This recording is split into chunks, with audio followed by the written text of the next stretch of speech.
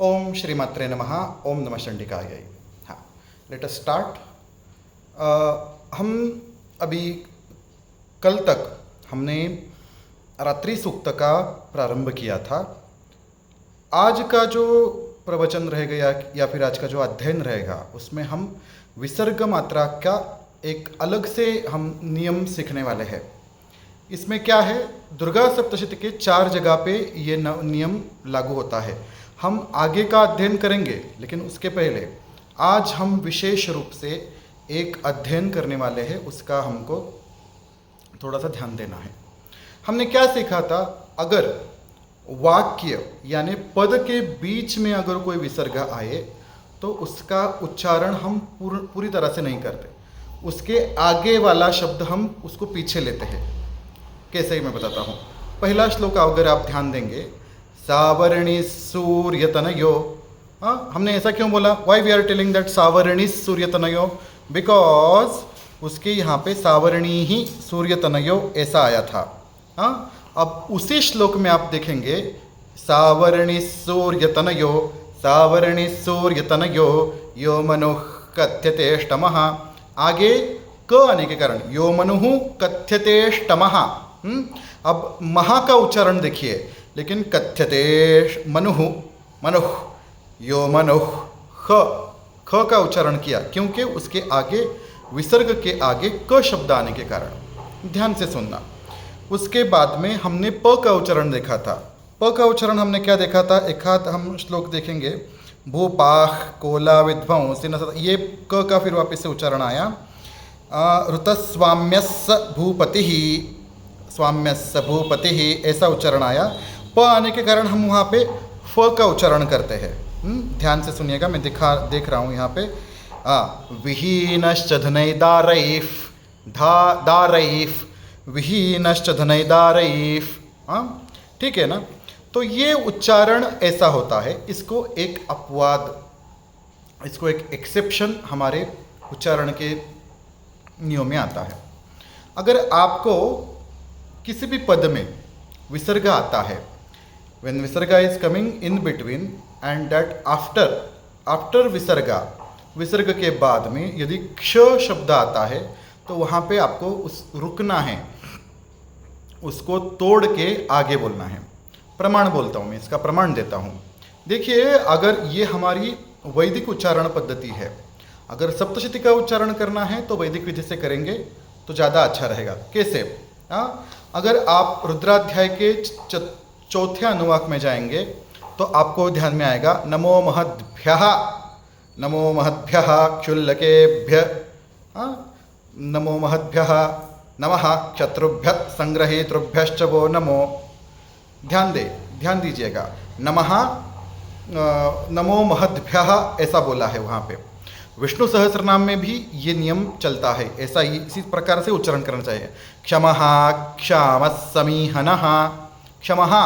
आप ध्यान देकर देखेंगे तो दुर्गा सप्तशती में इन 13 अध्यायों में 4 जगह पे ये उच्चारण ऐसा करना है। अभी रात्रि सूक्त में ये उच्चारण होगा, उसके बाद में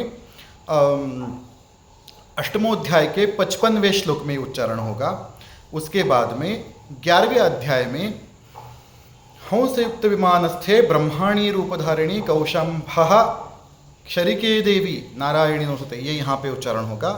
उसके बाद में अंतिम 2 श्लोक सुरथः क्षत्रियर्षभः, अंतिम जो श्लोक रहेगा सप्तशती का, वहाँ पे भी ये ऐसा उच्चारण आएगा। तो ध्यान दीजिएगा, आज हम क्या सीखेंगे, यदि कौन से भी पद में या फिर वाक्य में विसर्ग के पश्चात क्ष का उच्चारण आता है वैदिक पद्धति से, नमो महद्भ्यः क्षुल्लकेभ्यश्च वो नमो, नमः क्षत्रुभ्यः संग्रहीतृभ्यश्च वो नमो। इसका कारण क्षमः क्षामः समीहनः, तो ये नियम लेना है। अभी क्या है, देखिए, ये यहाँ पे रात्रि सूक्त में लज्जा पुष्टिस् तथा तुष्टिस्, लज्जा पुष्टिस् तथा तुष्टिस् त्वं शांतिः ऐसा बोलना है। शांतिः ऐसा नहीं बोलना है, त्वं शांतिः ऐसा नहीं बोलना है, त्वं शांतिः क्षान्तिरेव च। ध्यान दीजिएगा, ध्यान से बताता हूँ।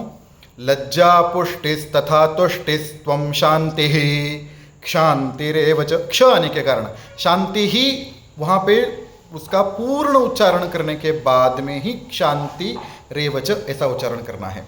ये विशेष अपवाद यहाँ पे सप्तशती के 13 अध्यायों में 4 जगह पे आपको ध्यान देना है। देखिए वापस से बोलता हूँ, लज्जा पुष्टिस्तथा तुष्टिस्त्वं शांतिः क्षांतिरेव च। लज्जा पुष्टिस्तथा तुष्टिस्त्वं शांतिः क्षांतिरेव च। लज्जा पुष्टिस्तथा तुष्टिस्त्वं शांतिः क्षांतिरेव च। ध्यान से सुनना, लज्जा पुष्टिस्तथा तुष्टिस्त्वं शांतिः शांति त्वं शांतिः क्षांतिरेव च। त्वं शांतिः क्षांतिरेव च। लज्जा पुष्टिस्तथा तुष्टिस्त्वं शांतिः क्षांतिरेव च। ध्यान में आ गया? हाँ, चलिए अभी हम कल से जो अध्ययन कर रहे थे थोड़ा उसका भी अध्ययन कर लेते हैं। देखिए ध्यान से सुनना। कल हमने देखा था कालरात्रिर्महारात्रिर्मोहरात्रिश्च दारुणा। ध्यान से सुना, कालरात्रिर्महारात्रिर्मोहरात्रिश्च दारुणा। कालरात्रिर्महारात्रिर्मोहरात्रिश्च दारुणा। कालरात्रिर्महारात्रिर्मोहरात्रिश्च दारुणा। कालरात्रिर्महारात्रिर्मोहरात्रिश्च दारुणा। कालरात्रिर्महारात्रिर्मोहरात्रिश्च दारुणा। आगे देखिए, त्वं श्रीस्त्व, ध्यान से सुनना, त्वं श्रीस्त्वमीश्वरीस्त्वं ह्रीस्त्वं बुद्धिर्बोधलक्षणा। यहाँ पे अनुष्टुप छंद का नियम अप्लाई नहीं होता है। यहाँ से क्या है, क्योंकि संख्या थोड़ी ज़्यादा हो गई है, इसलिए हमको उच्चारण करते समय पाद पूर्ण जो शब्द है उसको अनुष्टुप की तरह बोलना है। आगे का छंद का नियम नहीं हुआ तो भी कोई उसमें दोष नहीं आएगा। देखिए, त्वं श्री स्वमीश्वरी स्वं, त्वं श्री ही त्वं ईश्वरी, ऐसा बोला है। त्वं ह्रीहि त्वं बुद्धि बोध लक्षणा, ऐसा उसका संधि विग्रह होता है। लेकिन जब आप पाठ करते हो उस समय आपको बोलना है त्वं श्री स्वमीश्वरी स्वं, त्वं श्री स्वमीश्वरी स्वं, त्वं श्री स्वमीश्वरी स्वं, त्वं श्री स्वमीश्वरी स्वं, त्वं श्री स्वमीश्वरी स्वं, त्वं श्री स्वमीश्वरी स्वं। ह्रीस्त्वं बुद्धिर्बोधलक्षणा, ह्रीस्त्वं बुद्धिर्बोधलक्षणा, ह्रीस्त्वं बुद्धिर्बोधलक्षणा, ह्रीस्त्वं बुद्धिर्बोधलक्षणा, ह्रीस्त्वं। री नहीं बोलना है, री यहाँ से ह और महाप्राण का और र का उच्चारण। ह्रीस्त्वं बुद्धिर्बोधलक्षणा, ह्रीस्त्वं बुद्धिर्बोधलक्षणा, ह्रीस्त्वं बुद्धिर्बोधलक्षणा। त्वं श्री स्वमीश्वरी स्वं, ह्रीस्त्वं बुद्धिर्बोधलक्षणा, त्वं श्री स्वमीश्वरी स्वं, ह्रीस्त्वं बुद्धिर्बोधलक्षणा, त्वं श्री स्वमीश्वरी स्वं, ह्रीस्त्वं बुद्धिर्बोधलक्षणा। लज्जा पुष्टिस्तथा तुष्टिस्त्वं शांतिः क्षांतिरेव च। त्वं शांतिः क्षांतिरेव च। त्वं शांतिः क्षांतिरेव च। वहाँ पे तोड़ना है, शांति ही का महाप्राण का विसर्ग का पूर्ण उच्चारण करना है। त्वं शांति क्षांतिरेव च। आज के लिए हम एक श्लोक का ही अध्ययन करते हैं। यह नियम संस्कृत के उच्चारण में, वैदिक उच्चारण में सभी जगह पे ये नियम लागू होता है। इसका ध्यान रखिएगा। जैसे जैसे शब्द ये आएगा, संदर्भ आएगा, वैसे वैसे मैं आपको याद दिलाता चलूँगा। प्रथम चरित्र में ये इस जगह पे आया है, उत्तर चरित्र में 3 जगह पे ये संदर्भ आता है, मध्यम चरित्र में ये संदर्भ नहीं आता है। ध्यान से सुनना, बहुत से अच्छे से अभ्यास करके ध्यान में ले लेने का। ओम नमः चंडिकाय, ओम श्री मात्रे नमः, ओम श्री गुरुभ्यो नमः, ओम नमः चंडिकाय।